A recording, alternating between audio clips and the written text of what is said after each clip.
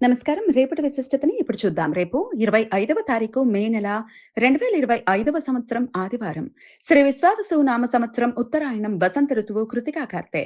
రేపు వైశాఖ మాస బహుళపక్ష త్రయోదశి తిథి మధ్యాహ్నం 3:51 వరకు, తదుపరి చతుర్దశి తిథి. అశ్విని నక్షత్రం ఉదయం 11:12 వరకు, తదుపరి భరణి నక్షత్రం. సౌభాగ్య యుగం ఉదయం 11:06 వరకు, తదుపరి శోభన యుగం. వాణిజ్యకరణం మధ్యాహ్నం 3:51 వరకు, తదుపరి భద్ర అంటే విష్టికరణం రాత్రి 2:01 వరకు ఉంటాయి. సూర్యుడు వృషభ రాశి కృతికా నక్షత్రం 4వ పాదంలో పగలు 9:31 వరకు, తదుపరి రోహిణి నక్షత్రం 1వ పాదంలో సంచరిస్తాడు. చంద్రుడు మేషరాశిలో సంచరిస్తాడు. నక్షత్ర వర్జం ఉదయం 7:38 నుండి 9:04 వరకు, మరలా సాయంత్రం 7:41 నుండి రాత్రి 9:05 వరకు. అమృతకాలం రాత్రి 4:09 నుండి 5:34 వరకు.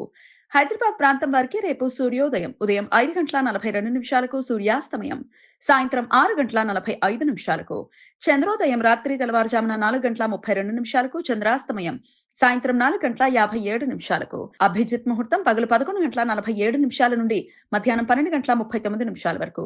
దుర్ముహూర్తం సాయంత్రం 5 గంటల నుండి 5:52 వరకు. రాహుకాలం సాయంత్రం 5:07 నుండి 6:45 వరకు.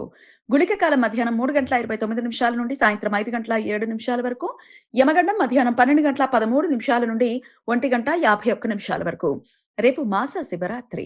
బహుళ చతుర్దశి తిథి త్రయోదశి తిథితో కలిసి ఉన్న రోజు మాస శివరాత్రి పండుగ జరుపుకోవడానికి అత్యంత అనుకూలం.